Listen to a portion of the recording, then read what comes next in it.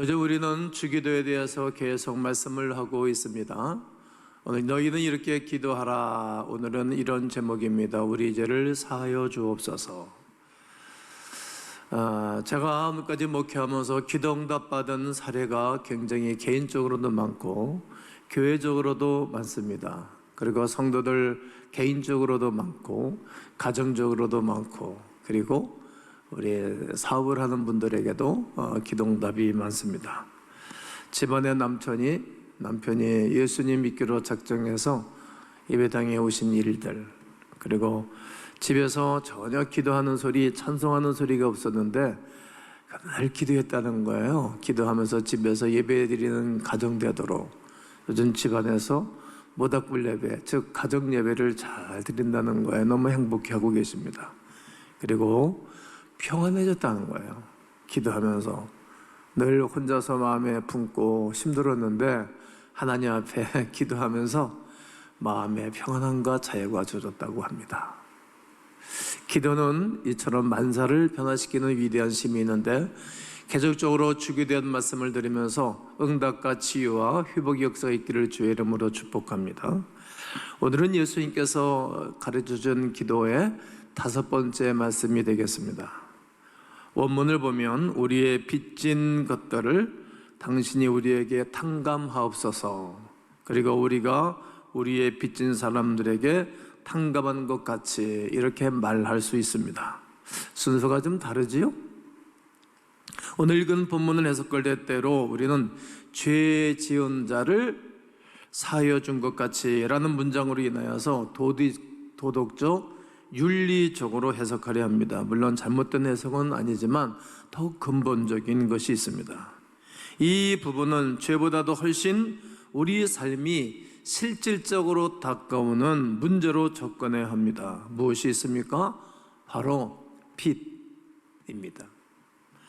빚이 얼마나 무거운 짐입니까? 심지어 빚을 많이 져 갚을 수 없는 처지가 되면 누구든지 죽고 싶은 심정이 될 것입니다. 극단적으로 죽여라, 죽여, 이렇게 좀 험한 말씀으로 말씀드리면 배째라, 이런 사람들도 있다 하지 않습니까? 빚이 사람을 힘들게 하고 심지어 인간 되는 것을 포기하게 만들기도 합니다. 마태복음 18장에 아주 중요한 교훈을 우리에게 주시는 말씀이 있습니다. 평생 도저히 갚을 수 없는 사람이 있습니다. 이 사람은 1만 다날란트의 빚을 졌다고 합니다. 무엇을 하다가 이렇게 많은 빚을 졌는지 모르지만 1달란트가 6,000드라크마였고 1드라크마는 노동자 하루 품삯이었습니다. 환산하면 1달란트는 대략 6억 정도가 됩니다. 그런데 1만 달란트니까 약 6조 원 정도가 되는 것입니다. 엄청난 돈입니다. 이 돈을 일반인이 어떻게 갚겠습니까? 돈을 빌려준 주인이 이 사람이 평소 잘했던 모습을 보고 그리고 불쌍히 여겨 전부 다가 탕감해 주었습니다. 얼마나 감사한 일입니까? 그런데 이 감격이 사라지기도 전에 자신에게 빚진 사람을 만났습니다. 여러분이라면 어떻게 하시겠습니까? 자기 자신도 상상할 수 없는 큰 돈을 탕감받았으니 내가 내게 진 빚은 세 발의 피다. 나도 그 빚을 탕감해 주겠소. 이렇게 말하면 얼마나 좋겠습니까? 그런데 100분의 1도 안 되는 이 100달러의 빚을 탕감해 주지 않고 오히려 그를 감옥에 가두어 버렸습니다. 옆에서 큰 빚을 탕감받은 것을 직접 목격한 사람들이 놀라지 아니할 수 없습니다. 아니, 본인은 100배나 되는 돈 탕감받으면서 자기한테 빚진 자를 탕감해 주지 않다니 어떻게 저렇게 할 수가 있나. 또 감옥에 가도 그들이 화가 나서 그만 주인에게 일러 바쳤습니다. 이 소식을 들은 주인은 100달란트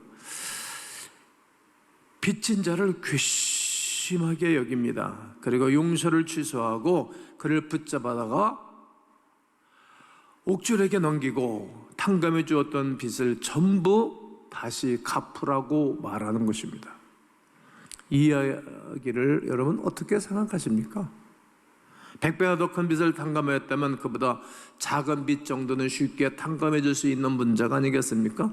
그런 행동이 마땅하지 않습니까? 하지만 더 가벼운 빚도 탕감해 주지 않고 감옥에 가두었습니다. 이 이야기에 이런 의미입니다. 100배나 많은 빚이 있는 것처럼 지옥 갈 죄인으로 가득합니다. 그런 어마어마한 죄를 용서받은 사람이 여러분과 제가 아니겠습니까? 하나님의 은혜로 이 쓸데없는 자가 용서받고 하나님의 자녀가 되었다는 위대한 사실을 우리는 압니다. 이렇게 큰 죄를 용서받고 큰 은혜를 받은 우리가 아주 소소한 죄, 아주 소소한 허물을 용서해 주지 못한다는 이야기입니다. 그런데 하나님께서 단번에 그 죄를 용서해 주셨습니다. 그렇다면 엄청난 큰 죄, 용서받은 우리가 이 세상에 살면서 어떻게 행해야 하겠습니까? 작은 실수나 잘못을 용서할 수 있어야 한다는 말입니다. 하나님이 나를 사랑하셨듯이, 하나님이 나를 용서해 주셨듯이 우리도 이웃을 사랑하고 원수를 용서할 수 있어야 한다는 말입니다. 주기도의 5번째 이야기, 이런 이야기를 하는 것입니다. 내가 용서하라. 네가 용서하라. 그것처럼 나도 너를 용서하리라. 용서의 복음입니다. 하지만 원수도 사랑하는 말씀은 쉽지 않습니다. 그럼에도 불구하고 용서하라고 말씀하는 것입니다. 이해하고 받아들여라. 이해하면 되는데 이해가 안 될 때가 있잖아요. 그래도 이해하고 받아들여라. 외면하거나 따돌리지 말라. 저 사람 버릇 한번 제대로 고쳐줘야 되겠네, 이렇게 말하면 안 된다는 거예요. 모든 사람을 다 적극적으로 사랑할 수 없습니다. 하지만 우리는 특정인을 따돌리거나 외면하는 것은 좀 쉬울 것입니다. 교회 또는 가정, 여러 공동체 안에서 상대방이나 이웃을 적극적으로 사랑하지 못한다고 할지라도 그를 소외시키거나 용납하지 못하는 것은 너무나 쉽습니다. 하지만 기억해야 됩니다. 하나님도 나를 용납한다는 사실을 말입니다. 그동안 하나님이 우리를 얼마나 용납해 주셨습니까? 그동안 하나님이 나를 얼마만큼 사랑해 주셨고 얼마나 또 받아주셨습니까? 오늘 은혜 받고 나를 돌아보면 어떠합니까? 나도 사도 바울처럼 죄 중에 괴수였지 않습니까? 내가 죄인 중에 괴수라면 얼마든지 하나님은 외면당하게 하셨고 버림당하여 마땅하였습니다. 그럼에도 불구하고 하나님이 나를 용서해 주신 것처럼 용서하는 것입니다. 이게 안 되기 때문에 기도하라는 거예요.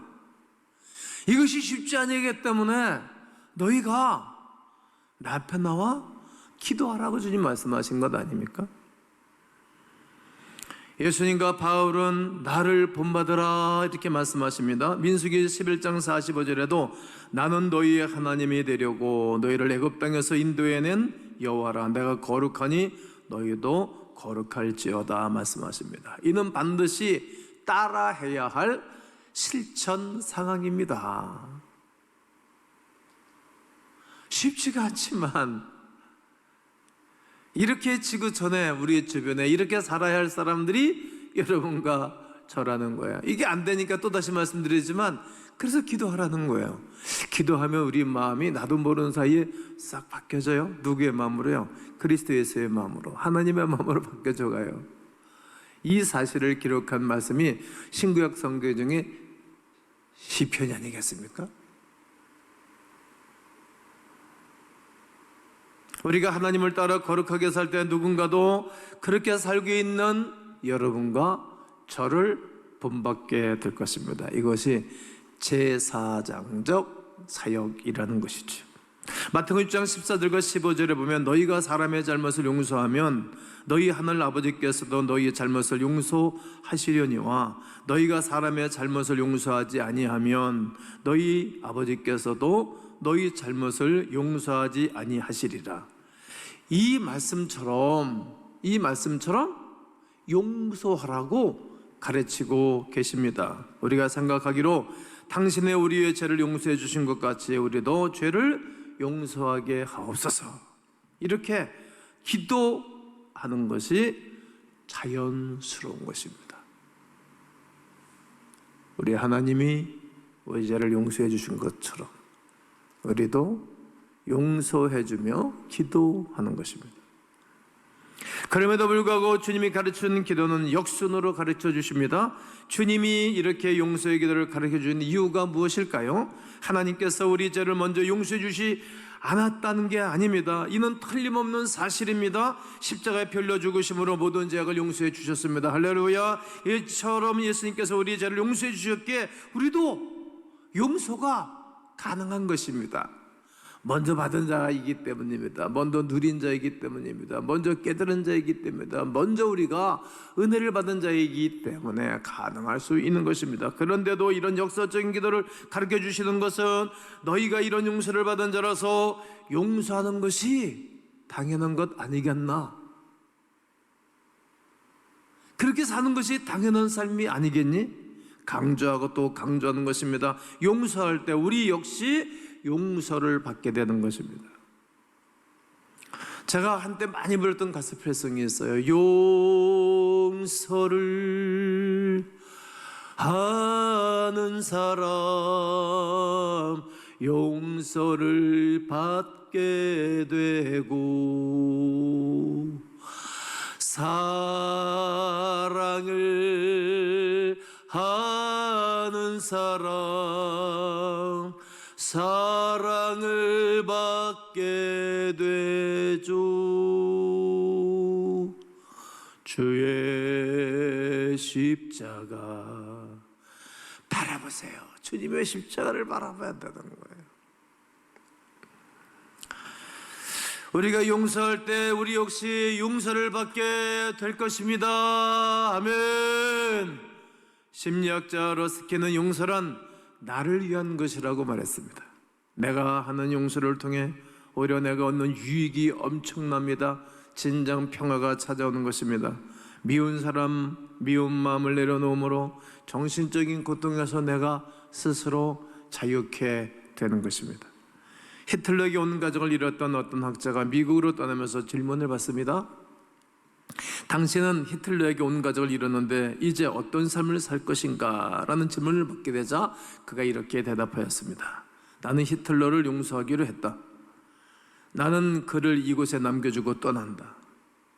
나와 우리 가족을 고통과 지옥으로 몰아넣은 그를 미국까지 데려갈 수 없다. 용서는 고통과 지옥으로부터 나 자신을 분리시키는 말입니다. 그리고 이는 무엇보다도 주님이 원하시는 일입니다. 그러므로 우리는 하나님을 통해 용서하는 믿음을 달라고 기도하여야 합니다. 사랑하는 성도 여러분, 오늘 우리는 우리 주변과 이웃을 바라보십시오. 한번 살펴보셔야 됩니다.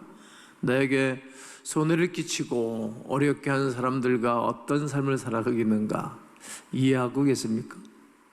용서하고 사시는 것입니까? 원수를 용서하고 사랑하는 길, 이러한 용서는 곧 우리 주 예수 그리스도께서 우리에게 개인적으로 가르쳐 준 것이고 공동체로 가르쳐 주신 것이고 가정적으로도 가르쳐 주신 것입니다.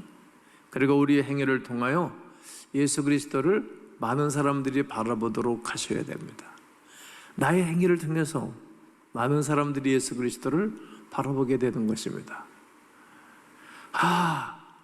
우리 주님이 이렇게 나를 용서하시고 사랑하셨구나 깨달을 수 있습니다. 경험할 수 있습니다. 이처럼 용서와 사랑을 경험하는 축복된 광화민들이 되시면 좋겠습니다. 모든 분들 되셨으면 좋겠습니다. 제가 목회하면서 용서가 안 되고 힘들어하는 분들을 많이 보았습니다. 그런 분들은 영적으로 어려움을 겪었습니다. 다 살펴보면 용서를 못하고 살아가니 내가 고통을 더 많이 받는 것입니다. 들어보면 가족이나 사업 동업자, 가까운 관계에 있는 분들이었습니다. 그러면 저는 성경을 꼭 읽어줍니다. 에베소서 2장 1절로 5절. 그는 허물과 죄로 죽었던 너희를 살리셨도다. 그때 너희는 그 가운데서 행하여 이 세상 풍조를 따르고 공중의 권세 잡은 자를 따랐으니 곧 지금 불순종의 아들들 가운데서 역사하는 영이라. 전에는 너희도 다 그 가운데서 우리 육체 욕심을 따라 지내며 육체와 마음이 원하는 것을 하여 다른 이들과 같이 본질상 진노의 자녀이었더니 긍휼이 풍성하신 하나님이 우리를 사랑하신 그 큰 사랑을 인하여 허물로 죽은 우리를 그리스도와 함께 살리셨고 너희는 은혜로 구원을 받은 것이라. 허물과 죄로 죽었던 우리들이었습니다. 세상 풍속과 세상 풍조를 따랐던 우리들이었습니다. 공중권세 잡은 자를 따랐던 우리들이었습니다. 우리의 아비 마귀에 종속되어져서 마귀의 일을 하면서 살았던 사람들입니다. 육체 가운데 살아서 본질상 진노의 자녀로 내 마음껏 내 마음대로 살았던 사람들이었습니다. 그런데 긍휼이 풍성하신 하나님이 나를 위한 십자가의 사랑을 우리에게 덧입혀 주신 것입니다. 허물로 죽은 우리를 그리스도와 함께 살리셨고 그대로 우리가 구원을 받은 것입니다. 이처럼 나를 용서하시고 사랑하신 것처럼 그 사랑을 입었으니 나도 사랑하고 용서해 주라고 권면한 것입니다. 이유와 아무런 조건 없이 나도 그를 용서합니다. 그러면 되게 많은 분들이 고개를 흔들고 못 하겠다는 거예요. 용서가 안 돼요. 힘들어요. 그러면 저는 찬송가 268장 찬송을 함께 합니다. 죄에서 자유를 얻게 함은 보혈의 능력 주의 보혈 예수 그리스도의 보혈을 찬양합니다. 그리고 합심 기도를 합니다. 예수님께서 내 죄를 용서하신 것처럼 내가 용서받기를 원합니다. 그리고 예수님이 나의 죄와 허물을 용서해 주신 것처럼 나도 그 상대를 그 대상을 이유와 조건 없이 용서해 줍니다. 그리고 따라하게 하고 합심 기도를 하면 자유를 누립니다. 그리고 성령 세례를 받게 됩니다. 더러운 귀신 떠나가는 걸 수없이 많이 보았습니다. 어느 분은 내가 용서가 안 됩니다. 도저히 용서가 안 되는 거예요.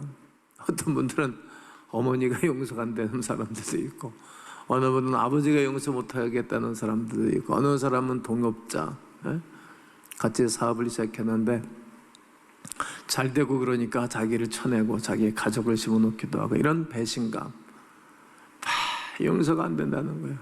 그러면 제가 옆에서 돕는 거죠. 용서를 하는 사람이 용서를 받는다고. 용서해 못해 용서해 살아 못해 여러 번 경험을 했죠.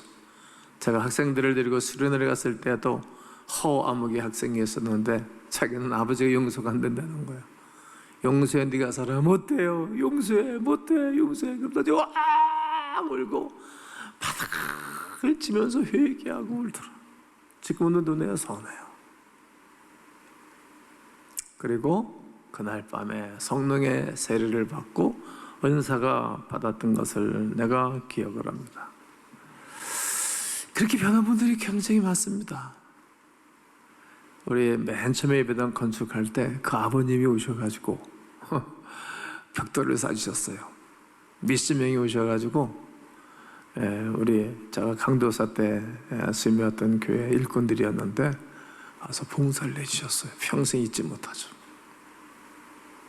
용서하는 사람이 용서를 받게 되었어요. 사랑하는 사람이 사랑을 받게 되는 것입니다. 나는 우리 주 예수 그리스도께서 우리를 용서해 주신 것처럼 오늘 한 주간 살면서 그를 용서하고 축복해 줌으로 하나님의 큰 준비한 은혜가 여러분 가운데 있게 되시기를 주 예수 그리스도의 이름으로 축원합니다.